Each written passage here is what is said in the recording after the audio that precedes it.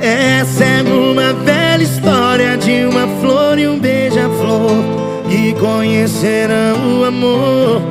numa noite fria de outono, e as folhas caídas no chão da estação que não tem cor. E a flor conhece o beija-flor